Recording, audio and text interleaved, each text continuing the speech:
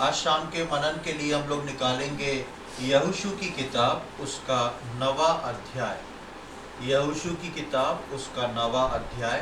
पिछले बारों में हम लोग ने 8वें अध्याय तक मनन किया था और 8वें अध्याय में हमने देखा था किस प्रकार वो लोग यहोशू और इजरायली लोग जो थे किस प्रकार जीत को हासिल करते हैं, किस प्रकार परमेश्वर को धन्यवाद चढ़ाते हैं और एक वेदी बनाते हैं, बलिदान देते हैं।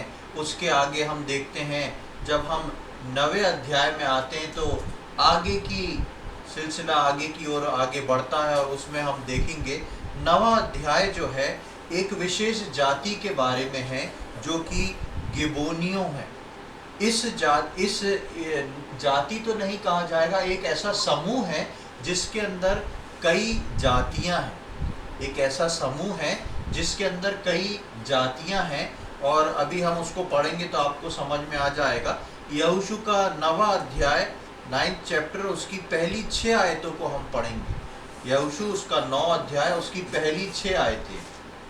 यह सुनकर हित्ती, एमोरी, कनानी, परिज्जी, हिब्बी और यबूसी जितने राजा यरदन के इस पार पहाड़ी देश में और नीचे के देश में और लबानोन के सामने के महासागर के तट पर रहते थे, वे एक मन होकर यहोशू और इस्राएलियों से लड़ने को इकट्ठे हुए।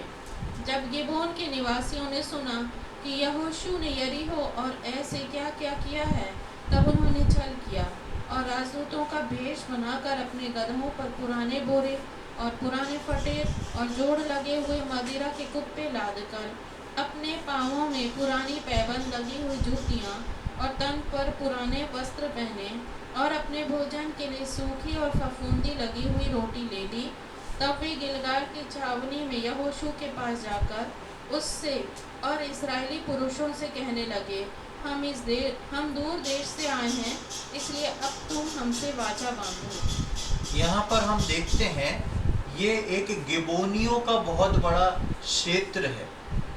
जैसे कि हम बोलें कि एशिया, अब एशिया में कई जो है राष्ट्र आ जाते हैं, तो उस प्रकार से अगर देखा जाए तो ये गिबोनियों के अंदर बहुत सारे अलग अलग जातियां हैं, जिसके अंदर शुरू में 6 जातियों के बारे में बताया गया है। फिर उसके आसपास के पहाड़ी क्षेत्र, समुद्र तट के पास, ये सब एक बड़ा समूह है।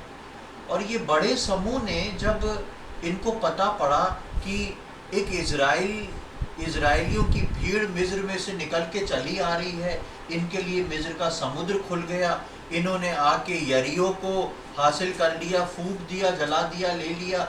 उसके बाद ए नगर पे इनने कब्जा कर लिया, उसको जला दिया, फूंक दिया। तो ये इतने सारे जो जातियां थी, इनके अंदर एक घबराहट की लहर पहुंच गई कि ये अब हमारे करीब आ गए हैं, ऐसा ना हो कि ये हमको भी पूरी तरह साफ कर दें। और इन्होंने सोचा कि हम इससे युद्ध करेंगे। हम जब दूसरी आयत को पढ़ते हैं तो लिखा है वे एक मन होकर यहोशू और इजराइल से लड़ने को इकट्ठे हुए। पर जब लड़ने को ये लोग इकट्ठे हुए तब उनको इस बात का एहसास हो गया कि कुछ तो इजराइलियों के पास है जिससे हम इनसे जीत नहीं सकते। कुछ बात तो ऐसी इजराइलियों के पास है जिससे हम इनसे जीत नहीं सकते। इसलिए ये कहते हैं, इनने बहुत चतुराई से काम लिया, इसलिए ये सोचते हैं कि आज नहीं तो कल ये आके हमको नाश कर देंगे, क्योंकि हम इनके रास्ते पे, इनके पड़ोस में हैं। इसलिए ये सोचते हैं कि हम सब इकट्ठे होके किसी तरह उनसे वाचा को बंधवा ले, उनके परमेश्वर के नाम के अनुसार। यानी कि ये जो जितनी भी जातियां थी, इन्होंने बहुत बारीकी से इजराइलियों को स्टडी किया था कि ये लोग कौन है। पहले तो युद्ध के लिए निकले थे, फिर रोक लिया अपने आप को, फिर समझ गए कि युद्ध में हम नहीं जीत सकते। इनको समझ में आ गया कि इनका जो परमेश्वर है उसके नाम से ये लोग सब कुछ कर सकते हैं। तो इसलिए इन लोगों ने सोचा कि हम भेष बदल के जाएं, हम बताएं कि हम तो राहगीर हैं, इधर आके रह रहे हैं और आप हमारे साथ अपने परमेश्वर के नाम से वाचा बांध लो ताकि हमको तुम जो हो कभी नाश ना करो। तो उस डर से ये लोग आज आ जाते हैं और 9वां अध्याय पूरा आप जाके जब पढ़ेंगे तो आपको समझ में आ जाएगा कि किस प्रकार ये लोग आते हैं, यहोशू से मिलते हैं, यहोशू से बात करते हैं और यहोशू को बोलते हैं कि हम तो बेचारे हैं और बहुत दूर से आए हैं और यहाँ पर हम लोग रह रहे हैं, आप हमारे साथ वाचा बांध लो कि हमको नाश ना करोगे। और जो यहोशू है वो इस बात को मान जाता है, इजरायली और यहोशू इस बात को मान जाते हैं और मान जाने के बाद जो है वो उनको रख लेते हैं। लेकिन ये बात जो है उन लोग को कैसे न तैसे पता पड़ती है, लेकिन तब तक वो लोग यहोवा के नाम से उनसे वाचा बांध चुके थे, इसलिए यहोशू इजरायलियों को बोलता है कि अब हम इन पे हाथ नहीं उठा सकते, मार नहीं सकते। अब वो लोग जो है इनके दास के रूप में रहते हैं। और जब हम 25, 26 और 27वीं आयत पढ़ते हैं, इस अध्याय की आखिरी आयत, उनको पढ़ लें तो आपको उसका निष्कर्ष पता पड़ जाएगा। 25, 26 और 27। और अब हम तेरे वश में हैं, जैसा बर्ताव तुझे भला लगे और ठीक जान पड़े वैसा ही व्यवहार हमारे साथ कर। तब उसने उनसे वैसा ही किया और उन्हें इस्राएलियों के हाथ से ऐसा बचाया कि वे उन्हें घात करने न पाए। परंतु यहोशू ने उसी दिन उनको मंडली के लिए और जो स्थान यहोवा चुन ले उसमें उसकी वेदी के लिए लकड़हारे और पानी भरने वाले नियुक्त कर दिया, जैसा आज तक है। यहाँ पर हम देखते हैं कि यहोशू जो है उसको पता पड़ता है, लेकिन उसके बाद भी क्योंकि ये अपने परमेश्वर की वाचा इनके साथ बांध चुके थे, इसलिए वो उनका नुकसान नहीं करते हैं, उनको मारते नहीं और वो बचे रहते हैं। और यहोशू उनको जो है, क्योंकि वो आए थे कि हमको दास के रूप में रख लो, तो यहोशू जो है उनको पूरी मंडली के लिए जो है काम पे लगा देता है, लकड़ियाँ काट के लाना और पानी भरना। क्योंकि वो लोग जो थे बहुत बड़ा, इजरायलियों का बहुत बड़ा ग्रुप था, उनको रोज खाना बनाने के लिए लकड़ियाँ चाहिए और उसके साथ साथ जहाँ पर भी पानी है वहाँ से पानी भर के लाने को चाहिए। तो इन सारी जाति के लोगों को वो लोग इजराइल के लिए इस काम पर लगा देते हैं। तो ये पूरे 9वें अध्याय का निष्कर्ष है, 9वें अध्याय की पूरी बात है जो यहाँ लिखी है। इसमें केवल गिबोनियों के छल और गिबोनियों ने क्या किया इजरायलियों के साथ और इजरायलियों ने किस प्रकार रख लिया उसका वर्णन किया गया है। जब हम 10वें अध्याय में आते हैं तो दूसरी एक बात को देखते हैं। जब उसी में हम आगे 10वें अध्याय को आते हैं तो इन सारी बातों को देखते और समझते हुए दूसरे राजाओं ने इन गिबोनियों के ऊपर अपना अधिकार जमाने, इनसे लड़ने के लिए सोचा। तो 10वें अध्याय की हम पहली आयत से लेके 5वीं आयत तक पढ़ेंगे। जब यरूशलेम के राजा अदोनी सेदेक ने सुना कि यहोशू ने ए को ले लिया और उसका सत्यानाश कर डाला है, और जैसा उसने यरीहो और उसके राजा से किया था वैसा ही ए और उसके राजा से भी किया है, और यह भी सुना कि गिबोन के निवासियों ने इस्राएलियों से मेल किया और उनके बीच रहने लगे हैं, तब वे बहुत डर गए, क्योंकि गिबोन बड़ा नगर वरन राजनगर के तुल्य और ए से बड़ा था और उसके सब निवासी शूरवीर थे। इसलिए यरूशलेम के राजा अदोनी सेदेक ने हेब्रोन के राजा होहाम, यर्मूत के राजा पिराम, लाकीश के राजा यापी और एग्लोन के राजा दबीर के पास यह कहला भेजा, मेरे पास आकर मेरी सहायता करो और चलो हम गिबोन को मारें, क्योंकि उसने यहोशू और इसराइलियों से मेल कर लिया है। इसलिए यरूशलेम से हेब्रोन, यर्मूत, लाकीश और एग्लोन के 5 एमोरी राजाओं ने अपनी अपनी सारी सेना इकट्ठी करके चढ़ाई कर दी और गिबोन के सामने डेरे डालकर उससे युद्ध छेड़ दिया। अब यहाँ पर हम दूसरी बात देखते हैं। अभी यहोशू के पास गिबोनियों का एक बहुत बड़ा ग्रुप आया था और मैंने बताया था कि गिबोनियों में कितने सारी जाति आ रही थी। अब ये ग्रुप जो है शांति के साथ यहोशू और इजरायलियों के साथ रह रहा है। अब जो दूसरे राजा हैं जिनका जिक्र है कि दूसरे 4-5 राजा जो थे, वो भी एक बहुत बड़ा क्षेत्र था, उनको जब ये बात पता पड़ती है कि गिबोनियों को, पूरे के पूरे गिबोनियों को इजरायलियों का सहायता मिल गई है, तो ये लोग बहुत घबरा जाते हैं, क्योंकि वो बोलते हैं कि वो एक महानगर के जैसा था जिसमें बहुत सारी जातियां थी। गिबोन जो था वो एक महानगर जैसा था जिसमें बहुत सारी जाति थी, और उसके विषय में दूसरी आयत में लिखा है कि उसके निवासी जो थे वो शूरवीर थे, बहुत अच्छे लड़ने वाले लोग थे। तो यहाँ के ये 5 राजा जो हैं ये उसको देख के घबरा जाते हैं और ये सोचते हैं ऐसा ना हो कि इजराइल और गिबोन जो है दोनों एक मजबूत राष्ट्र बन जाएं जो हम सबको भी दबा लें। तो उससे पहले ये लोग सोचते हैं कि हम गिबोनियों के ऊपर अटैक कर देते हैं, उनको मार गिराते, उनके वश में उनको अपने वश में कर लेते हैं। और इस रीति से वो प्रोग्राम पूरा बना के, और 5वीं आयत में हम पढ़ते हैं कि उन सब जगहों के नाम, और लिखा है राजाओं ने अपनी अपनी सारी सेना इकट्ठी करके चढ़ाई कर दी। ये पांच राजा जो थे इन्होंने अपनी पूरी सेना को, 5 राज्य अपनी सेना समेत आके गिबोनियों के ऊपर अटैक करने को आ जाते हैं, चढ़ाई करने को आ जाते हैं, और गिबोन के सामने डेरे डालकर उससे युद्ध छेड़ दिया कि अब गिबोनियों को जो है हम मारेंगे। अब जब ऐसी स्थिति आती है तो गिबोनी जो हैं वो यहोशू की शरण में है। जैसा हमने 9वें अध्याय में देखा, गिबोनियों को यहोशू की सहायता जो है वो मिली हुई है। और जब हम इसके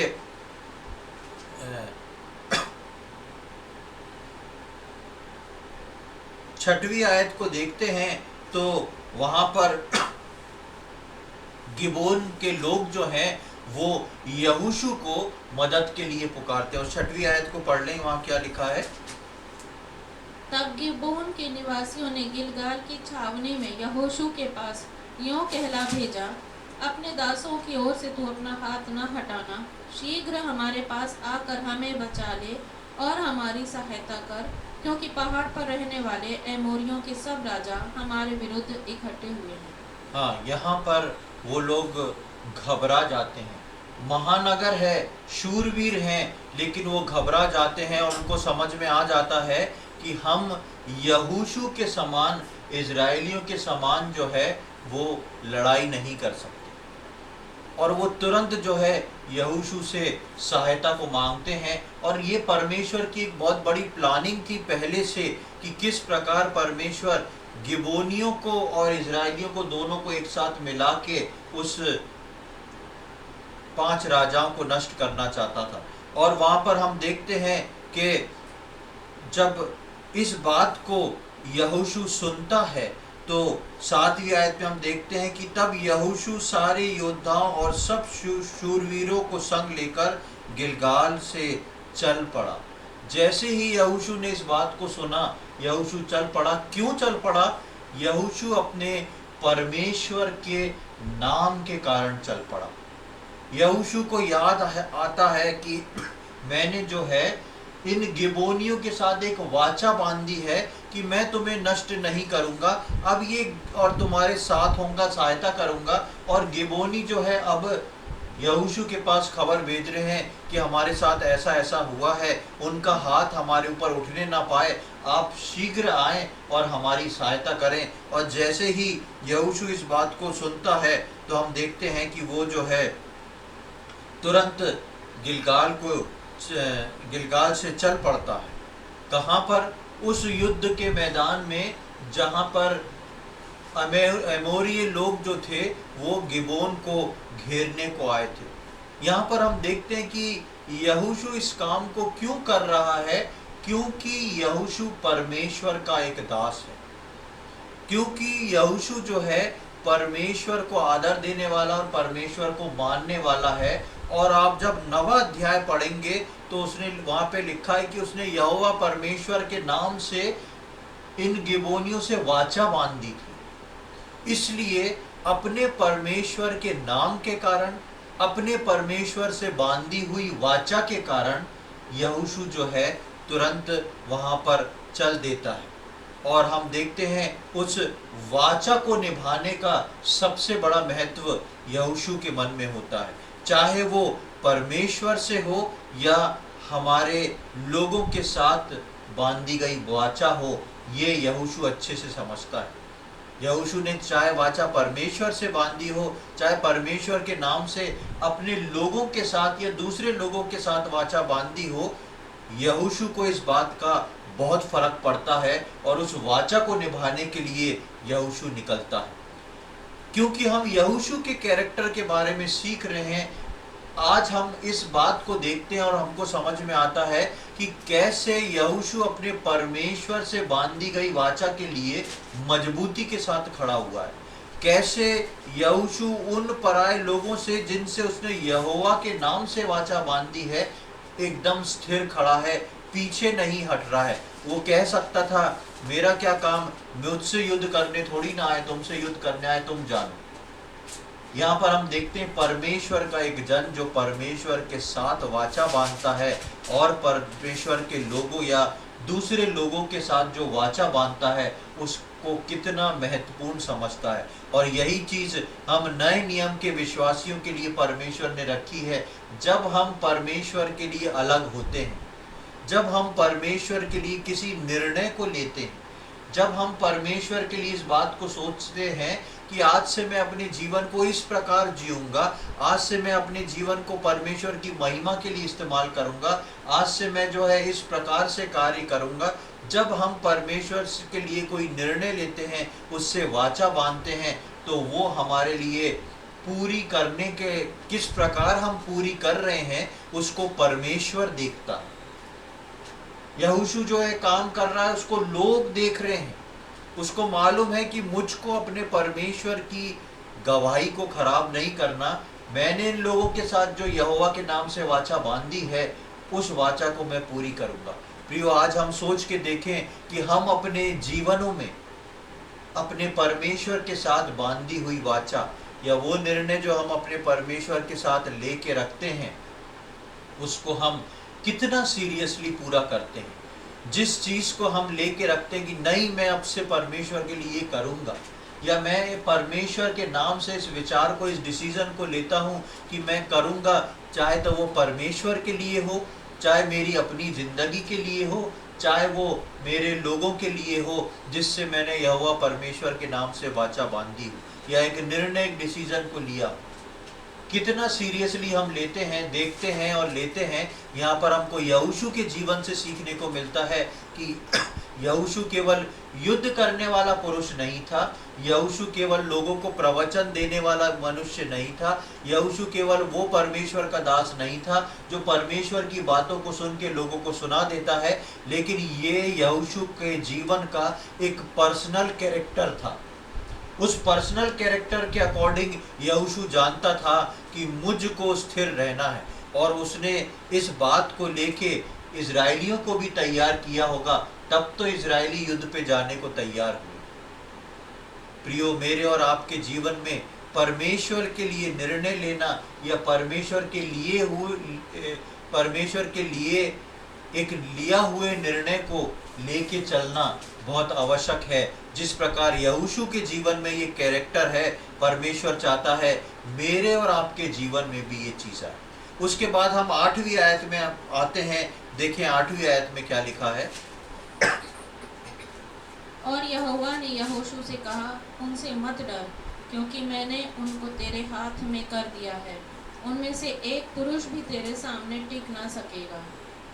क्योंकि पहली चीज परमेश्वर की प्लानिंग थी, और दूसरी चीज यहोशू जो था परमेश्वर के दिए हुए वचन के अनुसार, जो परमेश्वर ने यहोशू को पहले अध्याय में वचन दिया था उसके अनुसार यहोशू एज इट इज चल रहा था, जैसा परमेश्वर ने उसको बोला था। और क्योंकि वो एज इट इज चल रहा था, तो जैसे ही यहोशू कदम उठाता है उस वहाँ पर चलने के लिए, उनका सामना करने के लिए, तो वहाँ देखते हैं हम कि बीच में परमेश्वर का इंटरफेरेंस है, बीच में परमेश्वर आता है और परमेश्वर स्वयं यहोशू से बात करता है। और जिस प्रकार हमने पढ़ा कि यहोवा ने यहोशू से कहा उनसे मत डर।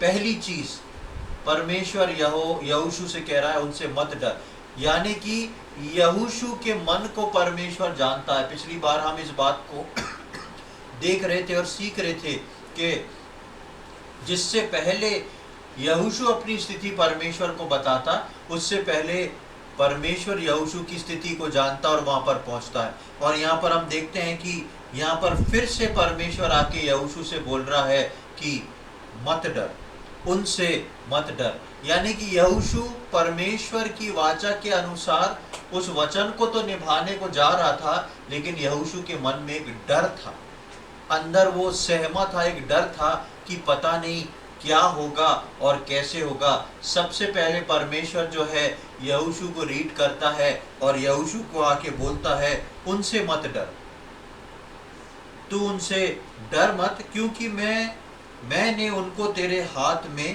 कर दिया है, उनमें से एक भी पुरुष तेरे सामने टिक ना सकेगा। क्योंकि यहोशू जो था वो परमेश्वर के वचन के अनुसार चल रहा था और परमेश्वर उसके जीवन में इस बात को पूरी करता है। यहीं पर हम इसी बात को देखेंगे, यहोशू के पहले अध्याय को निकाले, वहाँ परमेश्वर same as it is sentence यहोशू से बोल चुका है। पहले अध्याय की 5वीं पद को पढ़ें।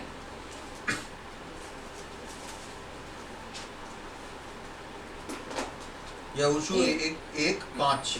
तेरे जीवन भर कोई तेरे सामने ठहर न सकेगा, जैसे मैं मूसा के संग रहा वैसे ही तेरे संग भी रहूंगा, और ना तो मैं तुझे धोखा दूंगा और ना तुझको छोड़ूंगा। हाँ, यहाँ पर हम देखते हैं कि परमेश्वर यहोशू से, जब परमेश्वर ने यहोशू को चुना था, तभी परमेश्वर ने यहोशू को बोल दिया था कि तेरे जीवन भर कोई तेरे सामने ठहर ना सकेगा।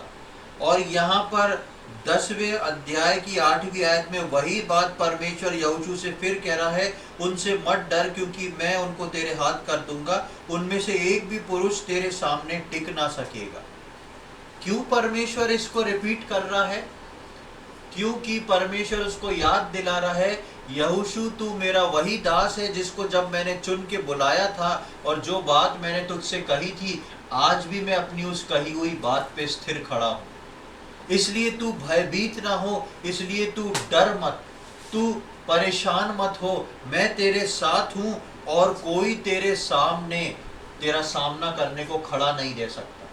यही बात हमने देखा कि पहले अध्याय की 5वीं आयत में परमेश्वर यहोशू से बोलता है कि कोई भी मनुष्य जो है तेरे सामने आके तेरा सामना करने को खड़ा नहीं रह सकेगा। क्यों?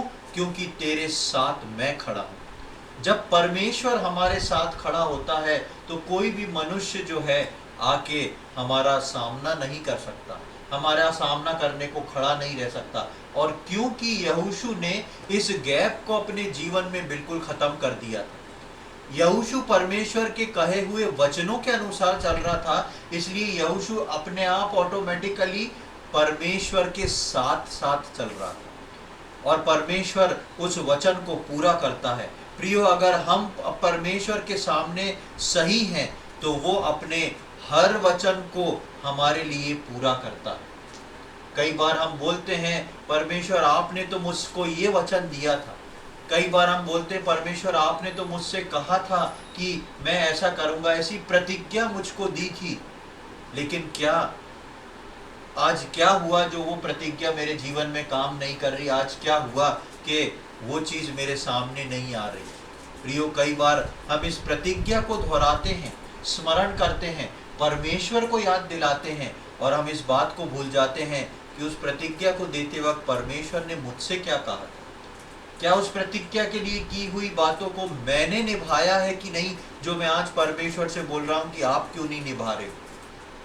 यहोशू ने निभाया, इसलिए आज यहोशू को पूछना नहीं पड़ा, परमेश्वर उसको बता रहा है। देखिए, दो फर्क को हम देखते हैं।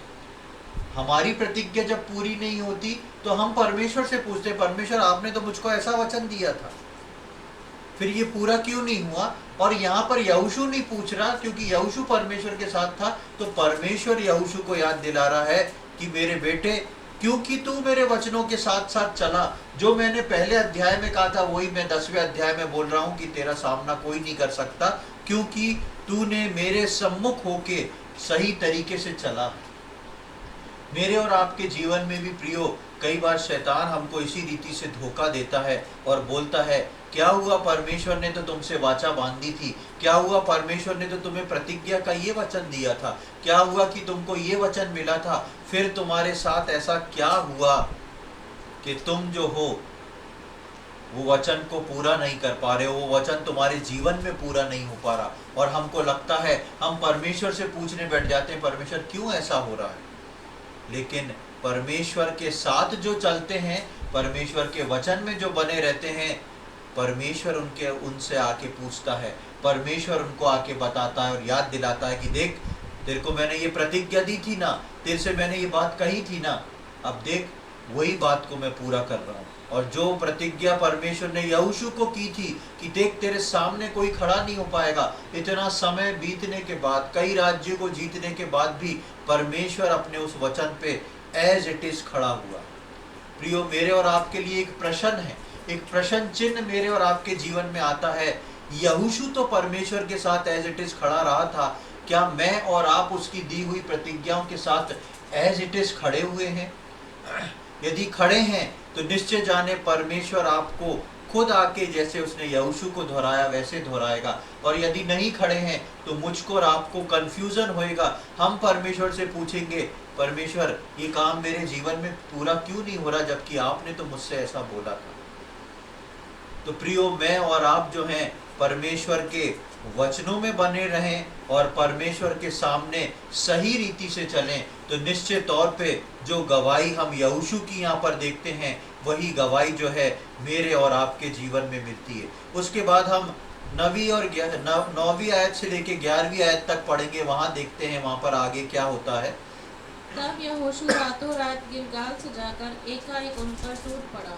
तब यहोवा ने ऐसा किया कि वे इसराइलियों से घबरा गए, और इसराइलियों ने गिबोन के पास उनका बड़ा संहार किया और बेथोरोन के चढ़ाव पर उनका पीछा करके अजेका और मक्केदा तक उनको मारते गए। फिर जब वे इसराइलियों के सामने से भागकर बेथोरोन की उतराई पर आए, तब अजेका पहुंचने तक यहोवा ने आकाश से बड़े बड़े पत्थर उन पर बरसाए और वे मर गए। जो ओलों से मारे गए उनकी गिनती इसराइलियों की तलवार से मारे हुओं से अधिक थी। यहाँ पर हम देखते हैं कि जैसे ही परमेश्वर 8वीं आयत में यहोशू को बोल देता है, यहोशू को बहुत बल मिल जाता है और उस बल के साथ यहोशू जो है सारे इजरायलियों को लेके उन पर अटैक कर देता है। और उनके ऊपर लिखा है वो उनके ऊपर एकाएक उन पर टूट पड़ा, पूरी तरह उनको मारना शुरू कर दिया। उसके बाद 10वीं आयत में हम देखें, तब यहोवा ने ऐसा किया। यहाँ पे नीचे यहोशू लड़ रहा है और वहां पर यहोशू के लिए परमेश्वर भी लड़ रहा है। और हम वहां पर पढ़ते हैं कि परमेश्वर ने उनके लिए क्या किया। वहां पे 11वीं आयत में लिखा है, यहोवा ने आकाश से बड़े बड़े पत्थर उन पर बरसाए और वे मर गए। यहाँ पर हिंदी भाषा में ट्रांसलेशन थोड़ा गलत है। जो पत्थर हैं वो पत्थर नहीं है, वो ओले हैं। दूसरी लाइन में वो वहाँ पर ओले लिखा हुआ है। परमेश्वर ने पत्थर के समान बड़े बड़े ओले आसमान से गिराना शुरू कर दिए, और जब ये ओले इनके ऊपर गिरे तो ये लोग पूरी तरह पिस गए। जितनी जाति यहोशू और इजराइल के विरोध में लड़ने को, गिबोनियों को मारने के लिए आ रही थी, जब ये लड़ते हैं तो पहले तो यहोशू उन पे टूट जाता है उस वचन के अनुसार जो परमेश्वर ने उसको दिया था, और उसके बाद परमेश्वर उन पर टूट जाता है। और हम देखते हैं कि जितने तलवार से मारे गए उससे अधिक जो थे वो उससे मारे गए। कैसे, आप सोच के देखें, कैसे ये परमेश्वर का इंतजाम है कि दो गैंग जो हैं या दो सेनाएं जो हैं आपस में भिड़ी हुई हैं, लड़ रही हैं, और आकाश से पत्थरों के बराबर भारी भारी ओले गिर रहे हैं। हमें नहीं मालूम कितना है, बाइबल बोलती बड़ा है।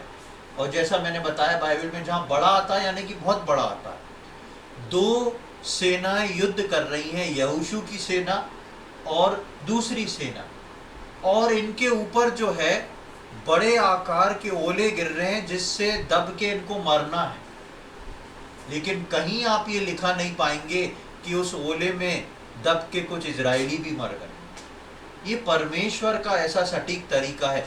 दो ग्रुप जो हैं आपस में युद्ध करे हुए, घुसे हुए एक दूसरे में, और ओले गिर रहे हैं भारी जो मार सकते हैं, पीस सकते हैं। लेकिन केवल एमोरी और अन्य जाति जो आई है वहां से लड़ने को यहोशू के खिलाफ, केवल वो मर रही है, और यहोशू और उसके लोग जो हैं वो पूरी तरह ठीक हैं।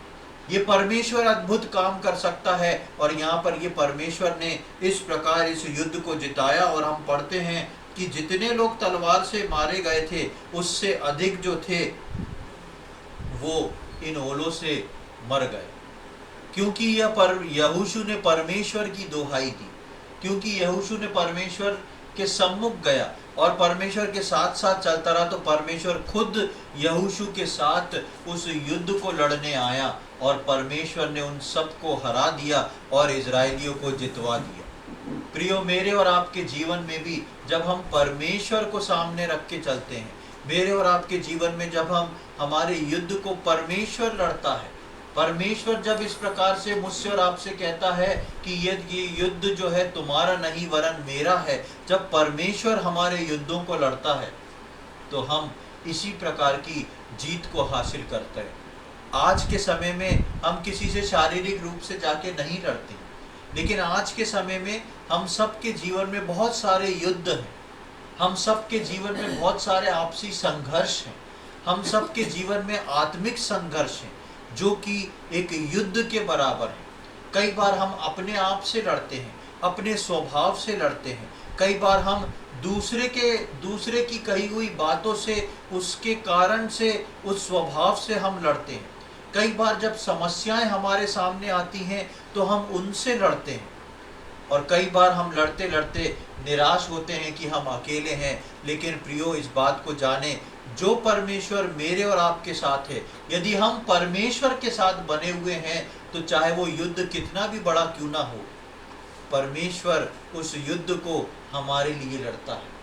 परमेश्वर हमारी ओर से युद्ध को लड़ता है। एक और परमेश्वर मुझसे और आपसे कहता है डरो मत। एक और परमेश्वर मुझसे और आपसे बोलता है कि कोई तुम्हारा सामना नहीं कर सकता। और दूसरी ओर जब सामना करने को यहोशू निकलता है तो परमेश्वर भी यहोशू के साथ युद्ध को लड़ता है। ये है परमेश्वर की एकता जो परमेश्वर अपने लोगों के साथ बना के रखता है। उस समय परमेश्वर ने यहोशू के साथ बनाई, आज परमेश्वर मेरे और आपके साथ बनाता है। मेरे जीवन के हर वो आत्मिक युद्ध, मेरे जीव और आपके जीवन के हर एक वो मानसिकता के युद्ध जिनको हमको लगता है कैसे होगा, परमेश्वर बोलता है मुझ में बने रहो, मेरे साथ खड़े रहो, सब कुछ तुम्हारे लिए होगा। मैं तुम्हारे इन मानसिक युद्धों को, मैं तुम्हारे फाइनेंस के युद्धों को, मैं तुम्हारे दूसरे प्रकार के युद्धों को तुम्हारे साथ लड़ूंगा। मुझ पे भरोसा रखो। और कोई भी युद्ध का व्यक्ति, कोई भी ऐसा चीज जो है तुम्हारे विरोध में आके खड़ी नहीं हो सकती। कोई भी ऐसा ऑब्जेक्ट तुम्हारे विरोध में आके खड़ा नहीं हो सकता, क्योंकि तुम्हारे साथ जो है मैं खड़ा हुआ हूँ। उसके बाद हम आगे की ओर आते हैं और 12वीं और 13वीं आयत में आते हैं। वहां पर देखें क्या लिखा हुआ है। उस समय अर्थात जिस दिन यहोवा ने एमोरियों को इसराइलियों के वश में कर दिया, उस दिन यहोशू ने यहोवा से इसराइलियों के देखते इस प्रकार कहा, हे सूर्य तू गिबोन पर, और हे चंद्रमा तू अय्यालोन की तराई के ऊपर थमा रहे। और सूर्य उस समय तक थमा रहा और चंद्रमा उस समय तक ठहरा रहा जब तक उस जाति के लोगों ने अपने शत्रुओं से बदला न लिया। बस यहाँ पर हम देखते हैं कि युद्ध जीत रहे हैं, पत्थर गिर रहे हैं ओले के समान, ओले जो हैं वो बड़े बड़े पत्थर के समान गिर रहे हैं। और वहाँ पे यहोशू को एक चीज़ स्ट्राइक होती है। यहोशू को एक चीज़ ये लगती है कि अब जो है सूरज ढलने वाला है। और पुराने समय में जो युद्ध हुआ करता था, जब सूरज ढल जाता था तो उस युद्ध को रोक दिया जाता था, फिर रात भर छोड़ दिया जाता था, फिर सवेरे उठ के लड़ना शुरू करते थे। लेकिन यहोशू को ये बात समझ में आ जाती है कि अब अगर ऐसा हुआ तो ये युद्ध रुक जाएगा। लेकिन यहोशू को पूरी तरह उसी दिन इन लोगों को हराना था। और यहोशू अपने परमेश्वर से प्रार्थना करता है। वो वर्ष इतनी क्लियर नहीं है, वहां पर लिखा है कि यहोशू ने यहोवा से इजराइलियों के देखते इस प्रकार कहा। वो एक्चुअल में यहोशू की एक प्रार्थना थी, यहोशू की एक गुहार थी। और वो बोलता है, हे सूर्य तू गिबोन पर, और हे चंद्रमा तू अय्यालोन की तराई के ऊपर थमा रहे। और 13वीं आयत में, और सूर्य उस समय तक थमा रहा और चंद्रमा उस समय तक ठहरा रहा जब तक उस जाति के लोगों ने अपने शत्रुओं से बदला ना ले लिया। कुछ बात अचानक यहोशू के पास दिमाग में आती है और यहोशू अपने मन में सोचता है ये युद्ध जीतने के लिए इस युद्ध को आज ही खत्म करना है। और जब इस युद्ध को आज ही खत्म करना है तो दो चीज आड़े आ रही हैं। पहली चीज सूरज, दूसरी चीज चांद। यानी कि सूरज ढलने पे है, चांद निकलने पे है, ये युद्ध को विराम देना पड़ेगा, दूसरे दिन लड़ना पड़ेगा। तो यहोशू इस बात को इतना परमेश्वर में परिपक्व है, इतना पक्का है कि यहोशू के पास ये समय नहीं है इस बात को सोचने के लिए कि मैं क्या बोलने जा रहा हूं। यहोशू के पास इस बात को बोलने के लिए समय नहीं है कि मैं क्या बोलने जा रहा हूं, इस बात को सोचे। यहोशू अपने परमेश्वर से प्रार्थना कर देता है, परमेश्वर इस सूरज को इसी स्थान पर और इस चंद्रमा को इसी स्थान पर रोक दे जब तक ये युद्ध समाप्त ना हो जाए। और 13वीं आयत में हम पढ़ते हैं कि जैसा उसने बोला था वैसा ही वो हो जाता है, वो रुक जाता है। और उसके बारे में वर्णन है। और 13वीं आयत के आगे हम पढ़ते हैं, क्या ये बात यशायाह नामक पुस्तक में नहीं लिखी कि सूर्य आकाश मंडल के बीचों बीच ठहरा रहा और लगभग 4 पहर तक ना डूबा। यहोशू ने उस सूरज को 4 पहर तक के लिए रोक लिया। यानी कि ऐसा नहीं 5 मिनट 10 मिनट, इस 4 पहर में कई घंटे बीत जाते हैं, एक लंबा समय बीत जाता है। और यदि आप इतिहास को देखेंगे तो इतिहास में ये समय जो इतिहासकारों ने लिखा है वहां पे उस भौगोलिक घटना को करके इस बात का जिक्र है कि एक समय आया था जब सूरज और चांद रुक गए थे। इतिहास इस बात का गवाह है, इस बात को बताता है कि एक समय ऐसा आया था जहां पर सूरज और चांद कुछ घंटे के लिए रोक दिए गए थे, रुक गए थे। यहोशू ने कैसे इस बात को जब मन में आया तो इसने बिना सोचे परमेश्वर को बोल दिया। यहोशू ने ये नहीं सोचा कि अरे परमेश्वर क्या बोलेगा, भाई मैंने तो 24 घंटे में 12 घंटे रात 12 घंटे दिन बनाया है, सूरज का अपने समय है, चांद का कोई बात नहीं, तुम रुक जाओ, बाकियों को मैं मार दूंगा या कल सुबह होगा। बहुत सारे विचार यहोशू के मन में आ सकते थे, लेकिन यहोशू एक बात जानता था, इस युद्ध के लिए मुझे ये जरूरी है। और उस बात को उसने उठा के परमेश्वर के सामने रख दिया और परमेश्वर ने उसके लिए सूरज और चांद को रोक दिया। यहाँ पर हम देखते हैं यहोशू के उस बड़े विश्वास को, यहोशू के उस बड़े विश्वास को, वो अपने परमेश्वर की धुन में ऐसा है कि इस बात को नहीं सोच रहा कि ये कैसे होगा, क्या होगा। वो परमेश्वर से बोलता है, परमेश्वर मैं चाहता हूं ये सूरज रुके, ये चांद रुके जब तक मेरा काम पूरा ना हो जाए। प्रियो, मेरे और आपके जीवन में परमेश्वर आज भी वही परमेश्वर है। परमेश्वर का वचन बोलता है वो कभी बदलने वाला परमेश्वर नहीं है। वो जो कल था, जो आज है, आगे भी वो वही परमेश्वर रहेगा। ऐसा नहीं कि परमेश्वर यहोशू की सुधि ले सकता है, वो मेरी और आपकी सुधि नहीं ले सकता। मैं और आप यहोशू से और ज्यादा इंपॉर्टेंस रखते हैं, क्योंकि मैं और आप उसके पुत्र के लहू के द्वारा खरीदे हुए लोग हैं। और यहोशू को देखते हैं कि उसने चांद और सूरज को उसी जगह पर रुकवा दिया। 14वीं आयत में जब हम आते हैं तो लिखा है, एक बहुत बड़ी गवाही यहोशू के लिए लिखी है, ना तो उससे पहले कोई ऐसा दिन हुआ और ना उसके बाद जिसमें यहोवा ने किसी पुरुष की सुनी हो, क्योंकि यहोवा तो इजराइल की ओर से लड़ता था। यहाँ लिखा है कि ना तो उससे पहले और ना तो उसके बाद ऐसा कोई दिन आया कि जिसमें परमेश्वर किसी मनुष्य की इस प्रकार से सुन रहा है। यहोशू कौन था? किसका दास था? मूसा का दास था। मूसा ने समुद्र खोला, लेकिन यहोशू ने सूरज और चांद को कई घंटों के लिए रुकवा दिया, खड़ा करवा दिया। और परमेश्वर का वचन बोलता है, ना तो इससे पहले हुआ ना उसके बाद कभी हुआ। ये घटना उसके पहले कभी नहीं हुई, उसके बाद कभी नहीं हुई। ये मूसा का दास यहोशू जो शुरू में मूसा की बाइबल स्टडी जब हम ले रहे थे तो मैंने बताया था कि ये जो दास होता है उस समय में जो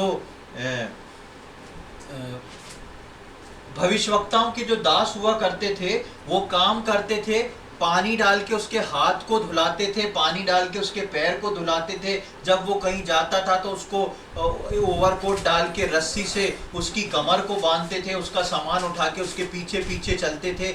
ये काम था यहोशू का, ये काम था यहोशू का। लेकिन आज यहोशू क्या काम कर रहा है? मूसा से आगे निकल के, मूसा ने समुद्र खोला, वो चांद सूरज को वहीं पर रुकवा दे रहा है। क्यों रुकवा दे रहा है? क्योंकि वो यहोशू जो कभी मूसा का दास था, आज वो परमेश्वर का दास है। प्रियो, मेरे और आपके जीवन में भी परमेश्वर ये चाहता है कि हम किसी भी दासत्व से निकल के क्यों ना आए हों, हम कहीं से भी, कोई से भी घराने से निकल के क्यों ना आए हों, आज यदि हम परमेश्वर के दास हैं तो परमेश्वर चाहता है कि वो मेरे और आपके जीवन से उन बड़े बड़े कामों को करवाए और मेरे और आपके लिए भी ये लिखा जाए, मेरे और आपके लिए भी ये गवाही सामने आए कि इससे पहले कभी ऐसा नहीं हुआ था। इस व्यक्ति की पुकार को परमेश्वर ने सुना। 14वीं आयत में हम देखते हैं कि लिखा है, ना तो इससे पहले कोई ऐसा दिन हुआ ना उसके बाद जिसमें यहोवा ने किसी पुरुष की सुनी हो, इस प्रकार से सुनी हो। कितनी बड़ी बात है एक दास के लिए, जो परमेश्वर के दास का भी दास था, जो छोटे छोटे कामों को किया करता था। परमेश्वर के लिए आपका एक छोटे से छोटा काम भी बहुत ही सम्मान वाला होता है, विश्वास योग्य होता है। परमेश्वर ये नहीं देखता आप करते क्या हैं, परमेश्वर ये देखता है आप कैसे करते हैं, किस मनसा से करते हैं। परमेश्वर चाहता है कि मैं और आप यहोशू के समान बने, और ये बात जो यहाँ लिखी है ये खत्म ना हो। परमेश्वर चाहता है मेरे और आपके लिए भी गवाही दी जाए कि लोग बोलें, पहले ऐसा कभी नहीं देखा, पहले ऐसा कभी नहीं हुआ, लेकिन इस व्यक्ति के जीवन में, इस व्यक्ति के प्रार्थना के जीवन में, इस व्यक्ति के विश्वास योग्यता के जीवन में हमने इस व्यक्ति से इस बात को सीखा है और जाना है कि इसका परमेश्वर इसके लिए क्या कुछ नहीं करता। प्रियो, परमेश्वर वही है, परमेश्वर वही है जो समुद्र को खोलता है, परमेश्वर वही है जो चांद सूरज को रोक देता है। मनुष्य बदलता जाता है, लेकिन परमेश्वर जो है आज भी ऐसे मनुष्य को ढूंढ रहा है। परमेश्वर आज भी ऐसे विश्वासियों को ढूंढ रहा है जिनके लिए परमेश्वर इस बात को बोले कि इससे पहले कभी नहीं हुआ, इससे बाद में कभी नहीं हुआ। ऐसे विश्वासी की सुनने के लिए परमेश्वर रुका हुआ है। लेकिन अफसोस ये है कि अब यहोशू के समान ऐसे शब्द विश्वासियों के मुंह से नहीं निकलते, क्योंकि उन्होंने अपने परमेश्वर को छोटा बना दिया है। उन्होंने अपने परमेश्वर को एक सर्कल के अंदर कर दिया है। परमेश्वर बस इतना ही कर सकता है। हम खुद परमेश्वर को कई बार बांध देते हैं कि परमेश्वर आप इतना ही कर सकते हैं, बाकी अब जो है वो हम देख लेंगे, हमको करना पड़ेगा। प्रियो, परमेश्वर मुझको और आपको इस वचन के द्वारा इस बात को सिखाता और बताता है कि वो मेरी और आपकी सुनने को तैयार है। वो चाहता है कि मैं अपने और आपका अपना सीधा जीवन विश्वास योग्यता लेके परमेश्वर के साथ चलें, ताकि परमेश्वर यहोशू के समान मुझसे और आपसे बोलता रहे कि मत डर, मैं तेरे साथ हूँ, कोई तेरा सामना नहीं कर सकता, कोई तेरे सामने आके खड़ा नहीं हो सकता। और यहोशू के कारण परमेश्वर उस सूरज और चांद को रोक देता है। परमेश्वर मेरी और आपकी सुनना चाहता है। परमेश्वर चाहता है कि वो हम उसको बोलें, उसको पुकारें। एक आखिरी आयत को पढ़ के हम समाप्त करेंगे। यिर्मयाह उसका 33वां अध्याय, उसकी तीसरी आयत। बुक ऑफ जर्माया चैप्टर 33, यिर्मयाह उसका 33वां अध्याय और उसकी तीसरी आयत को पढ़ें। वहां देखें क्या लिखा हुआ है। मुझसे प्रार्थना कर और मैं तेरी सुनकर तुझे बड़ी बड़ी और कठिन बातें बताऊंगा जिन्हें तू अभी नहीं समझता। हाँ, यहाँ पर परमेश्वर बोलता है मुझसे प्रार्थना कर। परमेश्वर ये नहीं बोलता है अपनी समस्या जाके अड़ोसी पड़ोसियों को बता। परमेश्वर ये नहीं बोलता अपनी समस्या परेशानी किसी दूसरे को बता। परमेश्वर बोलता है मुझसे प्रार्थना कर। वहां पर हमने यहोशू के बारे में पढ़ा कि परमेश्वर ने किसी मनुष्य की ऐसी नहीं सुनी थी जैसी यहोशू की वहां पे सुन ली थी। यहाँ पर यिर्मयाह में परमेश्वर का वचन बोलता है मुझसे प्रार्थना कर, मैं तेरी सुनकर।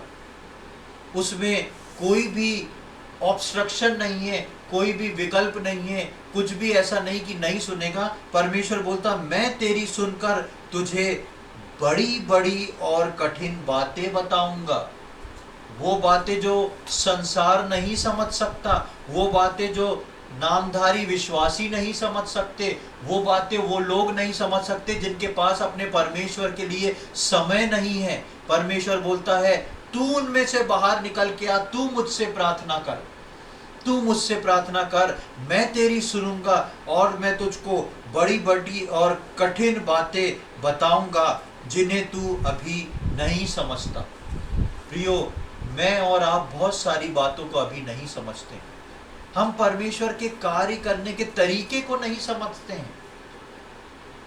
शायद यहोशू जो था कुछ बात को समझ गया था, शायद यहोशू जो था कुछ बात को समझ गया था, इसलिए यहोशू ने सोचा नहीं,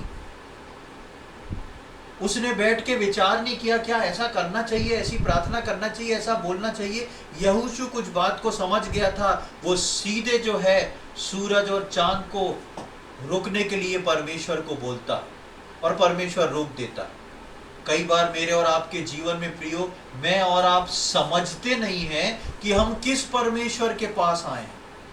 कई बार मैं और आप अपने परमेश्वर को हल्का समझते हैं और ये सोचते हैं ये बात तो अनहोनी है, कैसे मैं इसको रख के प्रार्थना करूंगा। लेकिन परमेश्वर बोलता है कि मुझसे प्रार्थना कर और मैं तेरी सुन के तुझको बड़ी बड़ी और कठिन बातें बताऊंगा। वो बातें जो संसार के लिए कठिन है, जो नहीं हो सकती, वो बातें जो संसार की समझ से परे हैं, बड़ी हैं, जो नहीं हो सकती, परमेश्वर बोलता है वो बातें मैं तुझको बताऊंगा।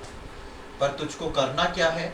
तुझको आना है मेरे पास, तुझको बैठना है मेरे पास, तुझको मेरे साथ समय बिताना है, तुझको मेरे साथ मुझसे प्रार्थना करना है। और जब तू मुझसे प्रार्थना करेगा तो लिखा है मैं अपने समय पर आऊंगा। ऐसा लिखा है क्या? मुझसे प्रार्थना कर, मैं अपने समय से आके तुझसे मिलूंगा। यही लिखा है क्या? लिखा है मुझसे प्रार्थना कर, मैं तेरी सुनूंगा उसी समय। उसी समय परमेश्वर, जब एक विश्वासी अपनी आंखों को बंद करके घुटने पे आता है, अपने हृदय की गहराई से प्रार्थना करता है, परमेश्वर सब कुछ छोड़ के उस विश्वासी की सुनता है। चाहे उस समय पे 100 करोड़ लोग प्रार्थना कर रहे हो, आप जुड़ते हैं तो परमेश्वर आपकी भी सुनेगा। परमेश्वर को इस बात से फर्क नहीं पड़ता कि परमेश्वर को कोई काम छोड़ के आना पड़ेगा। वो परमेश्वर सब जगह पर एक साथ उपस्थित रह सकता है। आप जब प्रार्थना करेंगे, परमेश्वर बोलता है तू प्रार्थना तो कर, मैं आके तेरी सुनूंगा और तुझे कठिन कठिन और बड़ी बड़ी बातों को बताऊंगा जो तू अभी नहीं समझता। प्रियो, मैं और आप बहुत सारी बातें अभी नहीं समझते, लेकिन यहोशू को सोच के देखें। यहोशू बहुत कुछ समझ चुका था, यहोशू बहुत कुछ समझ चुका था और उसको ये सेंस था, उसको ये मालूम था मैं क्या कर रहा हूं, मैं क्या प्रार्थना कर रहा हूं। ये बात यहोशू को मालूम थी। यहोशू ने ऐसे ही कुछ नहीं बोल दिया।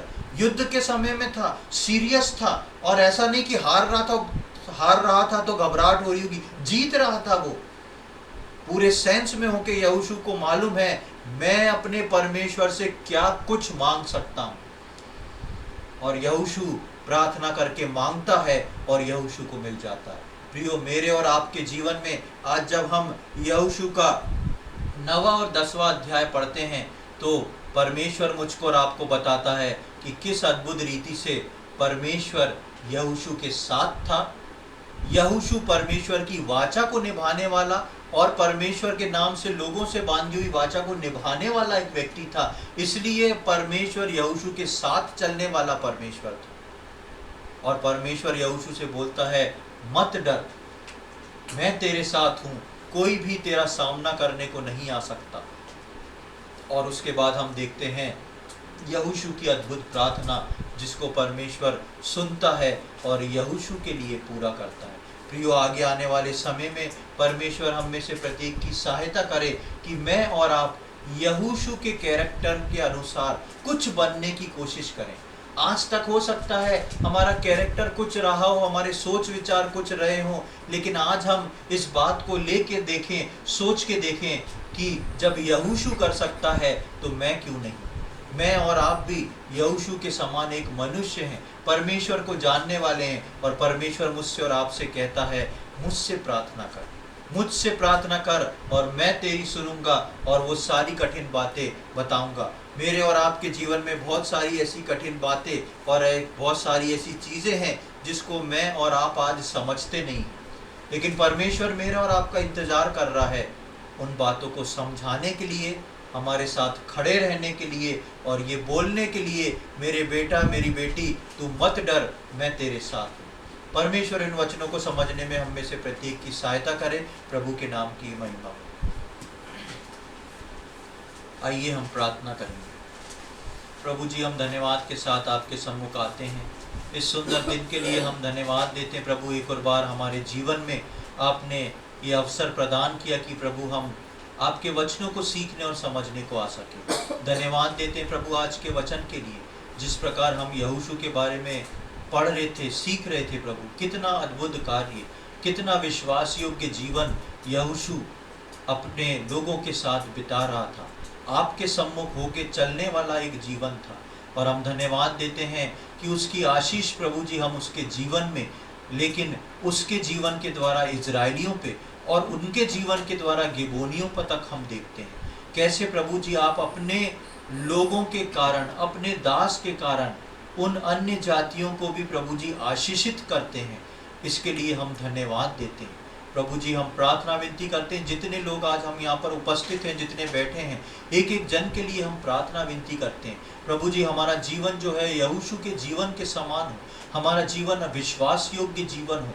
हम प्रभु जी आप पे आसरा करके चलने वाले हो सकें, हम आपको देख के आपसे प्रार्थना करके चलने वाले हो सकें, और प्रभु जी हम आपसे प्रार्थना करके उन बड़ी बड़ी बातों को समझने पाएं जो आपने कहा है, तू प्रार्थना कर मैं तेरी सुनूंगा। हम धन्यवाद देते उस आश्चर्य कर्म के लिए जो यहोशू के जीवन के द्वारा हुआ, लेकिन प्रभु जी उसके बाद हम पढ़ते नहीं हुआ। हम प्रार्थना करते हम में से जितने यहाँ बैठे हैं प्रभु, हम सब उन आश्चर्य कर्मों का कारण बन जाएं। आगे आने वाले समय में प्रभु जी हम सब के जीवन से वो आश्चर्य कर्म होने पाए प्रभु जी, जिससे हम आपके सच्चे गवाह होकर ठहर सकें और इस बात की गवाही दे सकें, वो जो यहोशू का परमेश्वर था आज भी हमारे द्वारा काम करता है। प्रभु एक एक जन के लिए हम प्रार्थना करते हैं, किसी एक जन के लिए नहीं, लेकिन हमारे यहाँ पर बैठे एक एक जन के जीवन में ये गवाही का कारण हो प्रभु जी। एक एक जन के जीवन में प्रभु ये आश्चर्य कर्म का कारण हो सके प्रभु जी, ऐसी हमारी विनती प्रार्थना है। हम प्रभु आपसे प्रार्थना करना सीख जाएं, आपके सम्मुख आके बैठना सीख जाएं, और आपसे प्रभु जी उन बातों को सुनना और समझना सीख जाएं जो बातें आज हमारे लिए कठिन हैं, कल को वो बातें हमारे लिए सरल हो जाएं, और यहोशू के समान हम इस बात को जान सकें कि हम अपने परमेश्वर से क्या कुछ नहीं मांग सकते। धन्यवाद देते हैं प्रभु आज के वचन के लिए। जितने बैठे हैं उनके लिए हम धन्यवाद देते हैं और प्रार्थना करते हैं ये वचन सब में देदारी होने पाए और आगे 100 गुना फल लाने वाला हो, ऐसी हमारी विनती प्रार्थना है। आपने हमारी प्रार्थना को सुन लिया, उसके लिए हम धन्यवाद देते हैं। ये सारी बातें अपने उद्धारकर्ता प्रभु यीशु मसीह के पवित्र और मीठे नाम से मांगते हैं, आमीन।